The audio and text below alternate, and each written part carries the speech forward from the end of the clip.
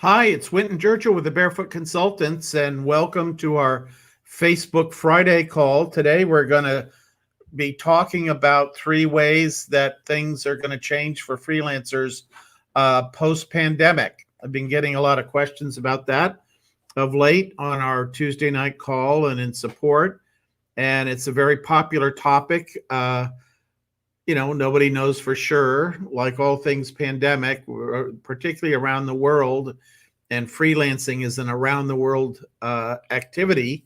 And so many people are still very locked down and very much going through the vaccination cycle and that kind of thing. And it'll be a while before some of that comes back, but we're starting to see lots of places making plans for their kind of their return to whatever the new normal is. And certainly this is one of the questions I get is, do I think we're going to go back to the way it was, or do I think we're going to not? And I come down on the side of not. There's just going to be a whole bunch of regulations, and there's a whole bunch of stuff that's been learned through this process about the transmissibility of viruses and health consequences of people being packed in together. And, lots of things are different. I know one that is different that I've been following is how airlines clean their planes after they complete a trip has been completely changed. And I don't see that going away. Every year I would make, probably 20 to 25 airline trips of one kind or another, some of them long haul international flights and some of them shorter from Mexico to the United States. And, particularly in the long haul ones, it seems like 1 out of every 3 of those flights, you come down with a chest cold or a sinus situation or that kind of thing. And I think a lot of that is going to be improved as we go forward. And the more that we discover, and certainly there was a lot of science generated during this period of time, a lot of people looking at ways to improve our health when we travel. And certainly in places, I know Airbnb, which I use quite a bit, is, had all kinds of informative things about how their places are up to standards and how they're sanitized and that kind of thing. So we're going to what I see as a new normal, and we know that a higher level of cleanliness is what's required, not just to prevent the transmission of coronavirus, but also to just have us all have healthier trips. Nobody likes to go on a trip and be sick or get home and be sick, and so that's an example of how things are going to have a new normal. So there's a lot of different, perspectives on this. And the first area where I see a new normal is on greater use of freelancers in organization staffing plans. It used to be before the pandemic, a lot of companies said, well, we really don't hire freelancers. There's too much risk of our proprietary information getting out, or if they're not under our roof, we can't supervise them and we can't make sure we're getting our dollars worth out of the money we're paying them and that kind of thing. And so there was a lot of that. And now what's happened is many of those people, in fact, I would say probably most of those people that were sort of naysayers around freelancing, now know that it's a great way to, have a wonderful balancing of your staffing. Staffing is just not all employees. It's, I love the analogy of, you're painting the whole world with one color. And that's what basically staffing managers were doing when they said we can just work with employees. Now, a lot of them realize that they can have employees working from home, and they also can have freelancers working from home or wherever they happen to be in the world. So this is the number one change. So what they'll do, and just to bring it down to a small business, let's say a small business had 15 employees before the pandemic. Well, what's going to happen is they are they have now the option to maybe have 9 or 10 employees on the payroll, and then use freelancers. They might use another 10 freelancers to make up for the work that those 5 people did. But the thing is, they'll use them just at peak times or just when they need those freelancers. So this is going to give businesses a lot of flexibility. And we already know that 70% of the payroll in the United States comes from small business. You know, a lot of people have a popular misconception that these are big organizations and, you know, hundreds of thousands of people. And there certainly are some of those. But 70% of all the payrolls in the United States are small businesses. And so that's where, which amounts to tens of thousands of businesses. So that's where we're going to see that. The second thing we're going to see is there's going to be a focus on freelancers that are good at working remotely. And this is something that in our training programs, we like to emphasize. It's not just the freelance work you do, but it's also how you show up. You can't be one of these people that gets a client on a Zoom call and says, I was just working on it. I can't find that file. I know it's here someplace. You know, that's you have to be in command of where your information is, where the stuff that you're working on. You have to understand what deadlines exist and that kind of thing. So this is a big area where we see a lot of attention needs to be paid, and the better paid freelancers and the ones that are getting more jobs and getting good recommendation ratings are the ones that are in control of their virtual domain. You know, it's not just doing a Zoom call. It's showing up on a Zoom call with good lighting, good sound, a good background, being able to turn your microphone off and on. You know, how many of us have been on Zoom calls when somebody forgot to turn off their microphone and then something inappropriate was said, or even turn off their camera and something inappropriate was going on in the background, or just not so much inappropriate as it might be embarrassing. You know, it's just, you don't want to see the family walking back and forth through the background as you're having a phone call with a freelance client. Typically it's distracting, and not understanding that that's distracting. I've talked to people that said, really, you think that's, you know, I mean, it's just in the background. What is that all about? You know, why would that be a problem? And it is. And there's a very curious bit of research that's been done on this brain, part of your brain called the reticular cortex. And this is the part of the brain that evolved when we were threatened by predators that would be in the bushes or the trees. And it allows our peripheral vision to see tiny movements and to kind of go on alert status. Well, news organizations use this same fact, the same idea that if we see something rustling in the bushes, we go on to an alert status. They do that on news broadcast. And if you, next time you look at a news broadcast, you'll see all kinds of little lines going in the background or little twinkles or that kind of thing when you're watching the newscast.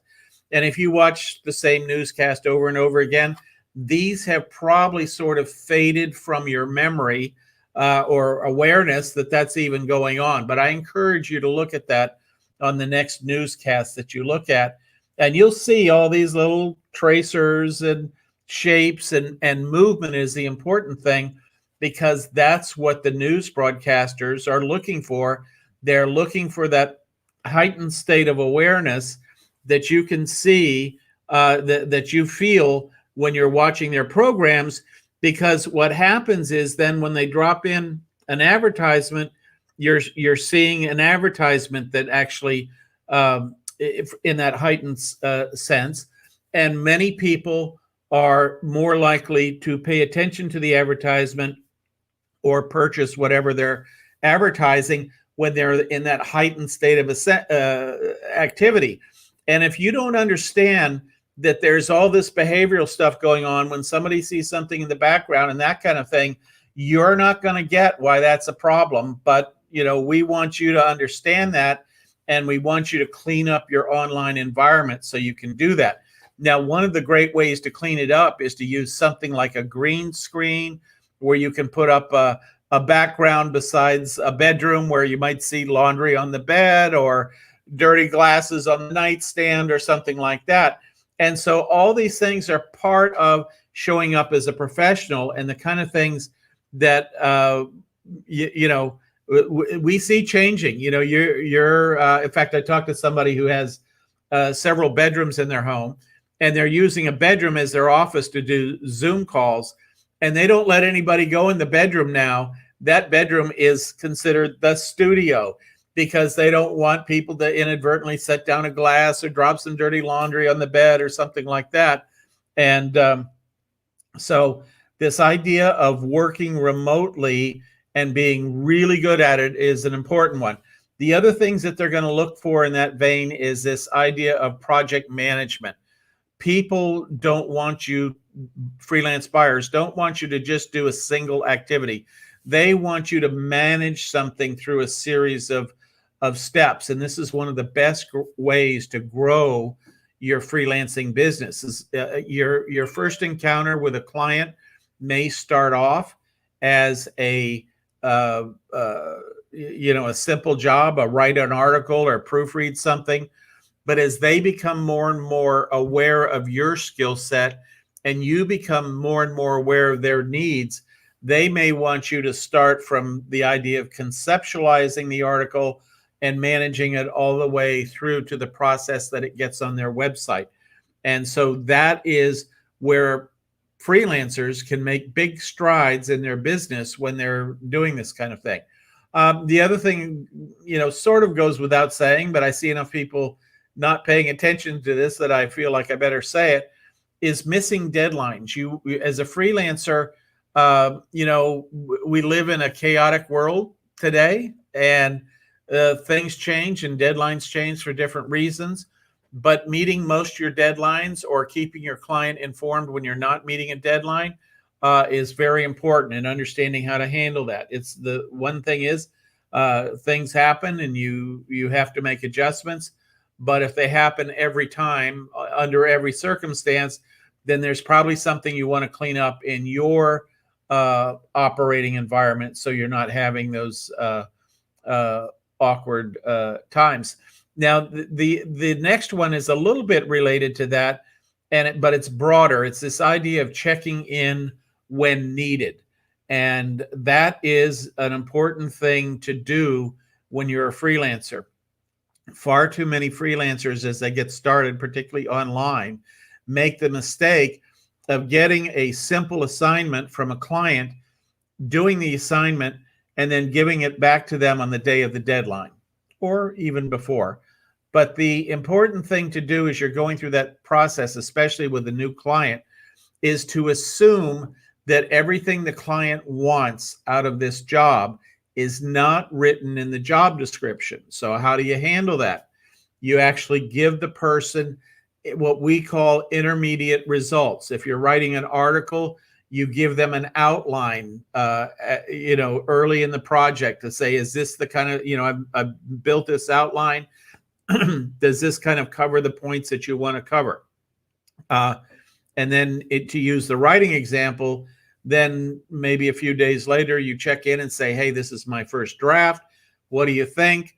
And get their feedback. And very important to do that checking in with your client. We all want to be heard. And when you're in a relationship with a client, you have to step up a little bit more to make sure that communication happens. You don't want your client to have unvoiced needs or unvoiced concerns. And one of the ways that we do that is by checking in on a regular basis. The third thing is freelance buyers are looking for freelancers who think outside the box. And most freelancers don't necessarily have an awareness of this when they do those small jobs, as we suggest in our programs to get started. You do a proofreading assignment, you write a short article, you make a small spreadsheet if you have spreadsheet skills. You just do that kind of thing for your client, and they give you a very good rating and they get to know you. But that's the intent of most clients starting you with a small job, is they want to understand, number one, can you do the primary skill they're looking for? But number two, are you able to do the skill set that they may have need of in other areas? Again, going on this daisy chain of project management where you start at the beginning, and maybe the first step is to come up with an idea for an article, then the next step is to come up with a working title for it, and then the next step is to come out with an outline, and then you go through draft 1, draft 2, final copy, and then that has to be taken somewhere and posted on a website, for example, typically a WordPress website. And so your client, your freelance client, your buyer, loves it when they can give you an assignment, they can approve things every step of the way, and you make that easy for them to do it. And it goes from the beginning of the project all the way to it's posted on their website, and they really didn't have to do a lot to make that happen. They would prefer that over receiving your article when you're done with it and then having to take it to somebody else and get it posted on the website. Now, I know we have a lot of writers that have come through our programs in the past and coming through now, and they'll say something like, well, gee, I don't know how to post a page in WordPress. Well, there's a couple options. You can go online and you can spend about 20 minutes watching some free videos, and there are many out there that will explain exactly how to post on WordPress. It's a little bit like logging onto an email system that you're not familiar with. I mean, generally you're familiar with email systems and how they work, but it's a different system. And so you log in and you cut and paste what you've written in there, and you pay attention to some formatting things and that kind of thing. So that's what you would do. And so that now becomes a skill that you as a writer can offer to your client. This idea of posting on WordPress is something that's just part of your total service. And they love it that it's total service. It's not just doing a piece of it. The other opportunity on that is it's very inexpensive to hire somebody on Upwork to post an article. And so that would be what you would want to do in this particular case, if you don't want to learn how to use WordPress. For a relatively small amount, I mean, it might be $15 or $20, you can hire somebody to go in and take that article and post it to your client's specifications. So in that case, what you would do is you would be subcontracting that job to somebody else, say on the Upwork system, and that's how it would work out.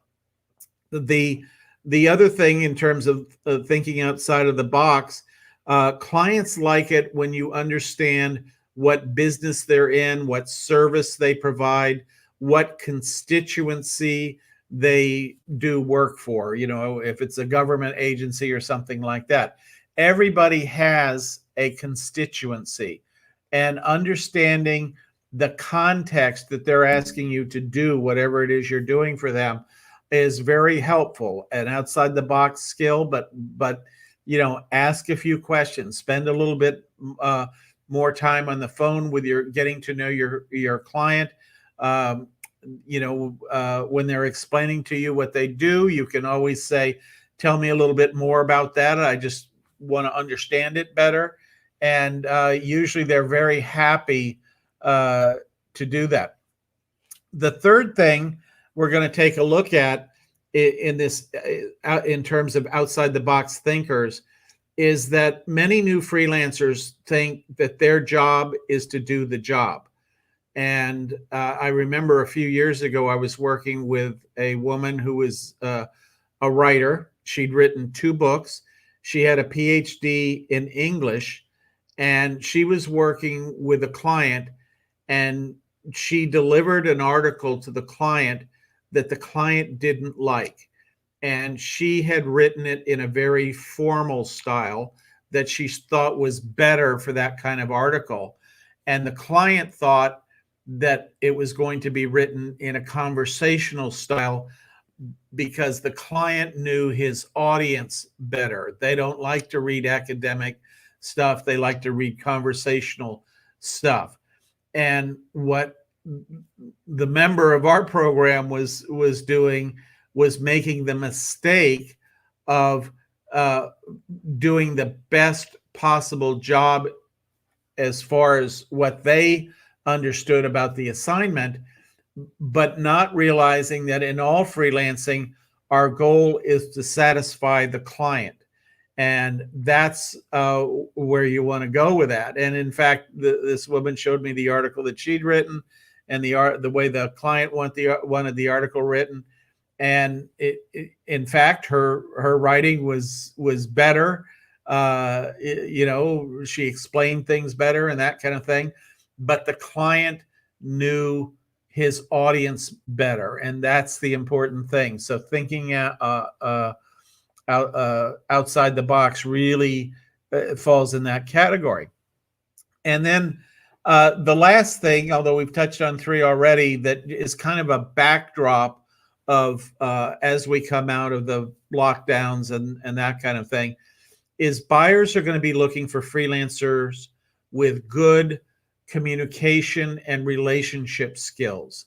That is something that has emerged over the last year. We've seen as we interview freelance buyers, they want somebody that lets them know what's going on, that keeps them up to date, that knows how to manage relationships, that just doesn't come in with a big surprise, more or less, or doesn't get along well with people. Everything's a problem, that kind of thing. Freelance buyers are looking for solutions. They're looking for things to run smoothly, and they don't want to hire people that don't know how to communicate and don't know how to, smooth over the occasional rough spot that occurs in a relationship. So that's a very important concept as we go through that. So I've come to the information I wanted to cover today, but happy to actually answer any questions you might have. And it would be great to know who's on the line and where you're from, even after this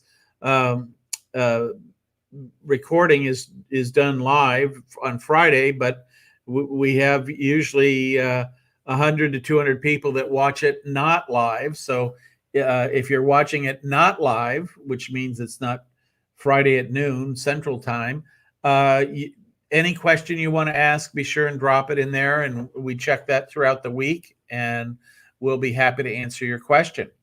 So with that, we'll look forward to seeing you next week. Thanks for stopping by, and have a great week freelancing. Take care.